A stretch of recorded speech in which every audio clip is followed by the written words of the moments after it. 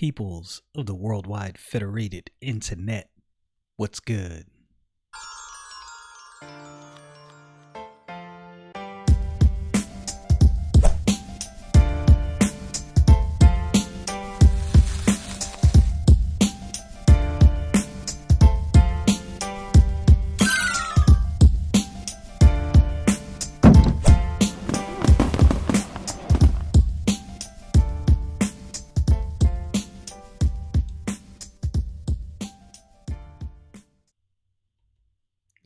So I was watching this interview earlier.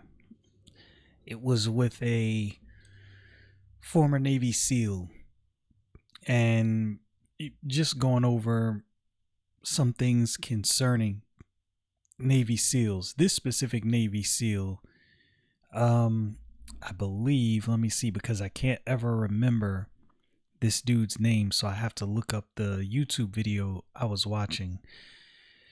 I believe it's, oh man, what is his name?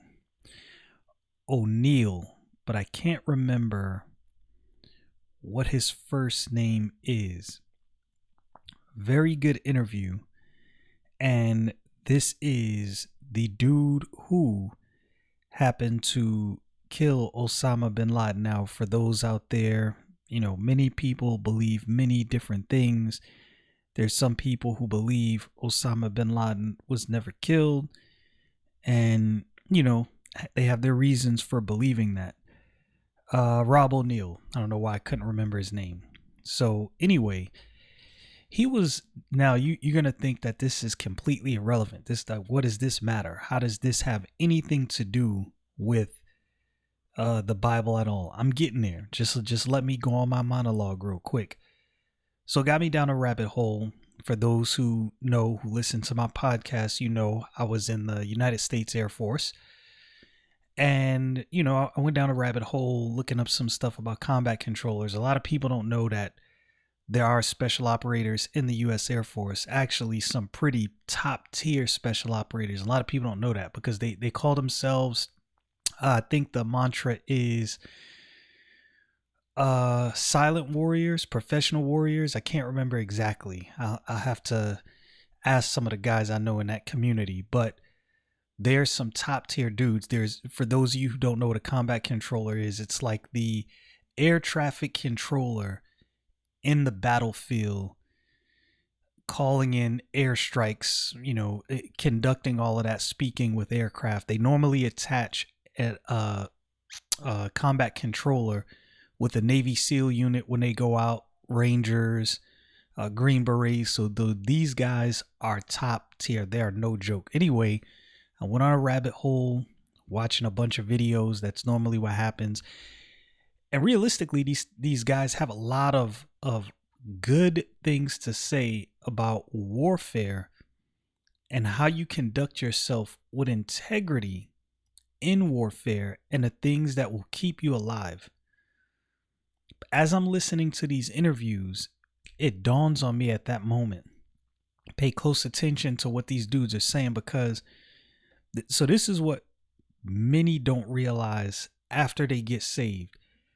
When you get saved, you have just entered a war, right? So we have this idea of salvation and everything's good, white picket fence, husband, wife, dog, kids, happily ever after, which is true. It can be true. But also what you have to realize is you have just entered the fray. You have just entered the battle. This is not just the family, the house, kids, dog, white picket fence, happily ever after, even though that's part of it. Also, what's part of it is shots are now fired. You're now in enemy territory. There is a war and you are a soldier. Sounds cliche, right? But this is what the Bible actually says. I'm going to get to that. But some of the good things that was said. So Rob O'Neill tells a story, and I'm going to loosely tie in all of this when I go to these verses that I was thinking about while he was talking. So Rob O'Neill tells this story about this commander he had, and I want to say This was either his first or second deployment. It was a long interview, so forgive me if I don't remember all of the details. If you want to listen to the interview, it's on a podcast called Vigilance Elite. Sean Ryan, who's another Navy SEAL, he has a podcast.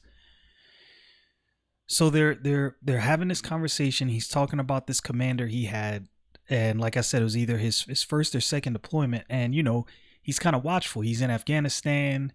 They're in this safe house, in this urban environment, and he's kind of like, his head is on a swivel. He's watching his commander, and his commander just seems like he's unbothered. He was like, this dude is just cool, and he was like, I want to be that guy. So he asked his commander one day, he was like, yo, like, how are you not scared? And he was like, how do you know I'm not scared? He was like, well, you just look like so calm. He was like, here's the deal. Yeah, there's fear. But he said, being calm is infectious. If I'm calm, you're calm. Man, that hit me. Why that hit me is what his commander realized is, as a veteran operator, I have to set the example for the people under me, because they can rise or fall based on what they see from me. A lot of parallels between this stuff and the Christian life, in my opinion. So, without further ado, the book of 2 Timothy chapter 2. Let's get into this. All right, so 2 Timothy chapter 2, I'm going to start at verse 1, and we're going to go down to about verse 4. Thou therefore, my son, be strong in the grace that is in Christ Jesus, and the things that thou hast heard of me among many witnesses, the same commit thou to faithful men, who shall be able to teach others also. Thou therefore endure hardness as a good soldier of Jesus Christ. No man that warreth entangleth himself with the affairs of this life, that he may please him who hath chosen him to be a soldier. In those 4 verses, a lot of things are said that may go over your head if you're not paying attention. So first thing I want to point out is something that's actually in a verse I didn't read, and I'm going to go to that verse, but this is what I noticed. Now, to those who have been in the military, around the military, veterans, you will understand this. Now, this is not to say that the average seaman, airman, soldier, and Marine doesn't have integrity. This is not what I'm saying. But those of us who have been around some of these tier 1 and tier 2 guys, for those who were in the military around, you'll understand what that means. Okay, so the Marines have MARSOC, Force Recon. The Air Force has TACP, combat controllers, pararescue men, couple other fields, encompassed in there. A lot of people don't know that the Air Force has special operators, and actually some of the best, contrary to popular belief. The Army has Green Berets, Army Rangers, Delta Force. I'm missing something. I don't know what I'm missing. Green Berets, Delta Force, Rangers. I'm missing something, but I can't think of it at the moment. And the Navy has the Navy SEALs and a different Navy SEALs team, creme de la creme, right? These dudes get respect, no doubt. The one thing you'll find that is very unique about these special operators is they are committed. They have a idea, a belief system, and that belief system almost gives them, again, not speaking against the average enlisted guy, right? I was an average enlisted guy. I'm no door kicker. I'm no special operator. I worked on planes, right? I have nothing to do on a battlefield. But a lot of these special operators have a specific courage, right? But I think deep down inside, what fosters that courage is their persuasion toward the thing they're defending. I'll give you an example. If you break into a man's house, you threaten his family, right? Or you threaten a man's kids, you threaten his wife, you threaten his family. Now, he doesn't have to be the bravest man on the world, and he may not be the bravest man on the world, but when you threaten his family, you have put him in a corner. His family is something that he believes in wholeheartedly. He is convinced these people love him, and he supports this with the utmost. You back him in that corner, you might find something you weren't expecting. This man is going to be committed to doing whatever is necessary to get his family out of that situation. In the animal kingdom, you can look at nature. If you come up upon a bear and her cubs, Lord help you.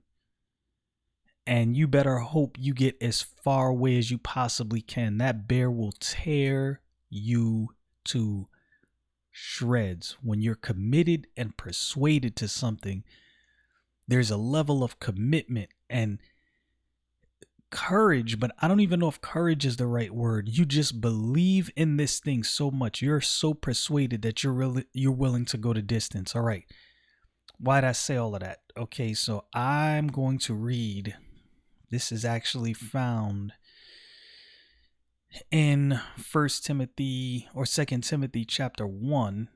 And I didn't intend on going here, but as I'm talking about all of this, this came to mind. Okay, verse 5, he said, when I call to remembrance the unfeigned faith that is in thee, which dwelt first in thy grandmother Lois and thy mother Eunice, and I am persuaded in thee also. Okay, so that's not the verse I wanted to go to.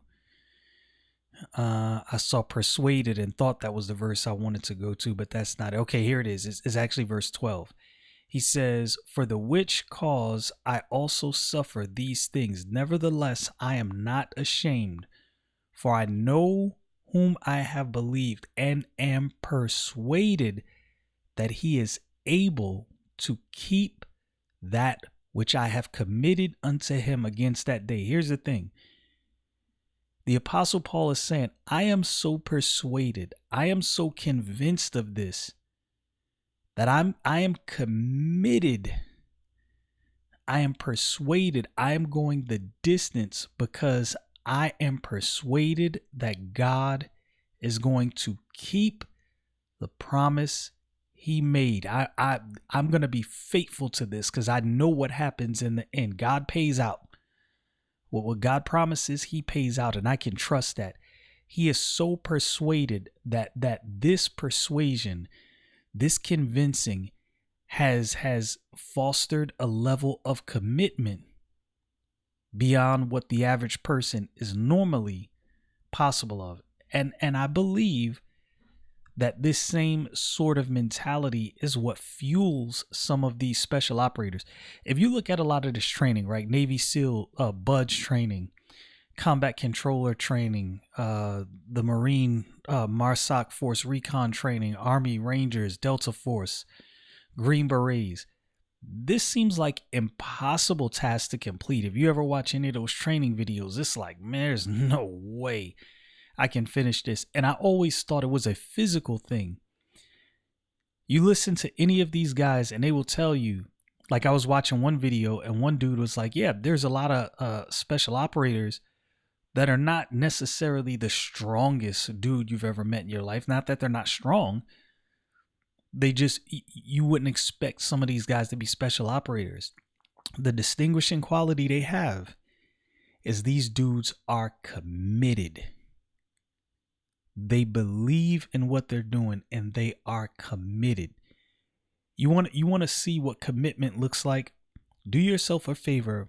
Go watch some videos. Look up an Air Force pararescueman. Go watch some videos and listen to those dudes talk. What allows these dudes to enter these dangerous situations and to do the things they do, they are committed. Like they believe wholeheartedly in this cause that they serve. How far could we get if in our minds and in our hearts we were actually truly persuaded, our faith was truly great to the God that we serve. You see, most things might look like courage, and it's not necessarily courage, it's that we are so committed to this cause. We have so much faith in God that it's like, yo, God is going to do what he does. I can trust that. I am committed. I am persuaded and convinced God will do what he does and take care of his people. Doesn't mean everything's going to work out. Everything is always going to go right. But that level of persuasion, that it does something. And I thought that when I heard some of these guys speak, and I was like, that's interesting. I think for those of us who are saved and understand that the battle rages on, this could actually help us.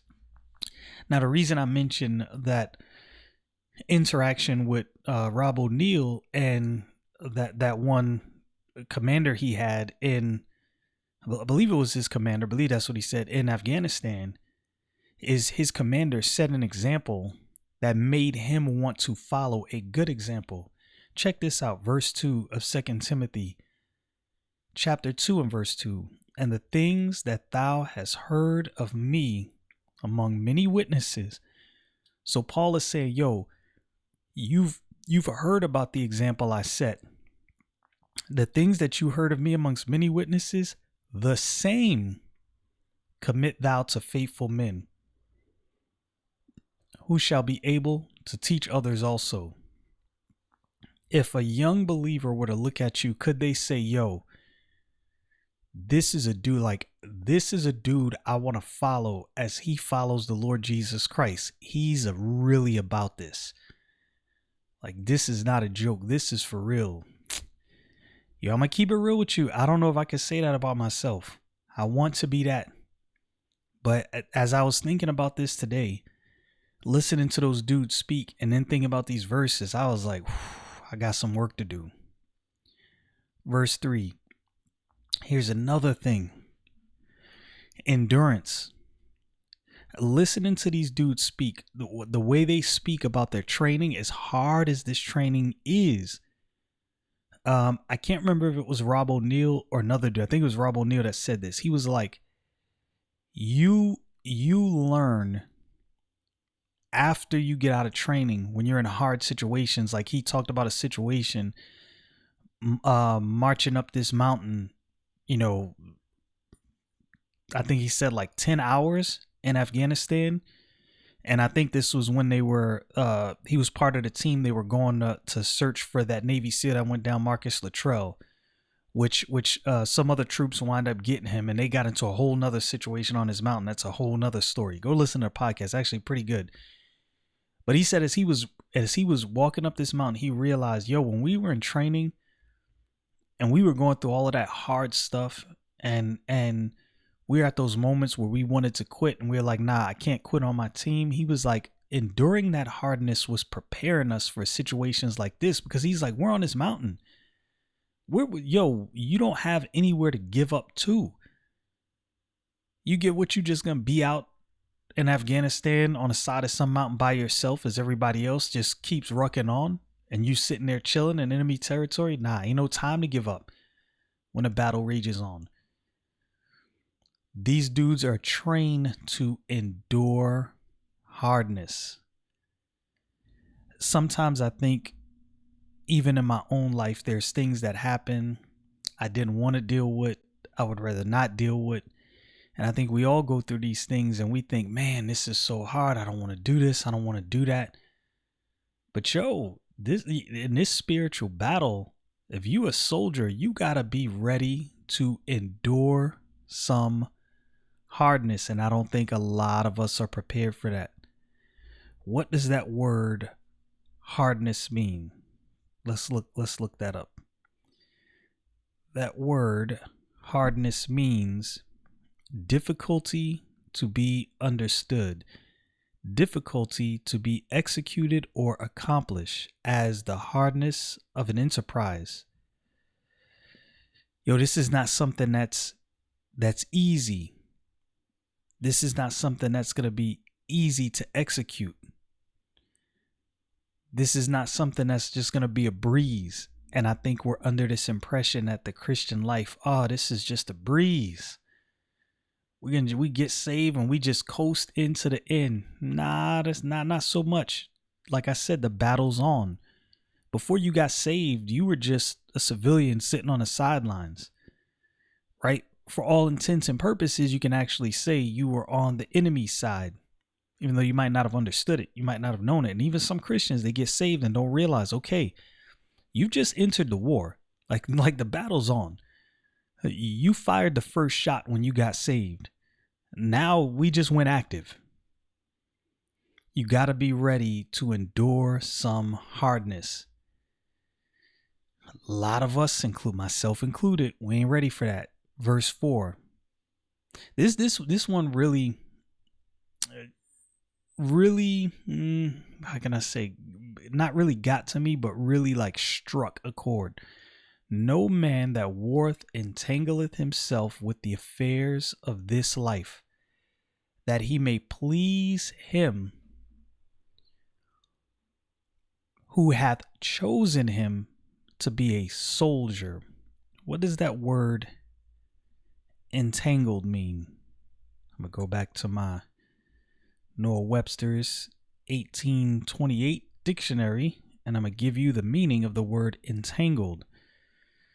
To twist or interweave in such a manner as not to be easily separated, to make confused or disordered as a thread, yarn, or ropes may be entangled, to entangle the hair, to involve in anything complicated and from which it is difficult to extricate oneself, to lose in numerous or complicated involutions. Getting yourself twisted up, entangled in the affairs of this life. What does that mean? So again, going all of these things I thought about as I'm listening to these podcasts. So one of the things that Rob O'Neill said is when you're in the battlefield and things are raging on, you have to be focused and in that moment, right? Your mind can't be wrapped up in something outside of that battle, what your family's doing.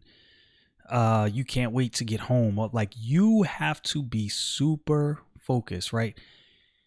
You remember when the Bible says, love not the world, neither the things that are in the world. If any man love the world, love of the Father is not in him. Well, what's in the world? The lust of the flesh, the lust of the eyes, and the pride of life. Now, obviously, we're going to live, we're going to eat, we're going to work, we're going to have relationships with people, friends, wives, sons, daughters, mothers, fathers, brothers, sisters, aunts, uncles, right? All of these relationships you're going to have. So it's not saying separate yourself in the woods and don't be around people, right?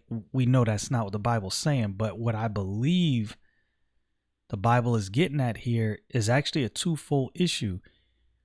You entangle, you twist yourself up so far into the affairs of this world that you lose sight of the fact that there is a battle raging on.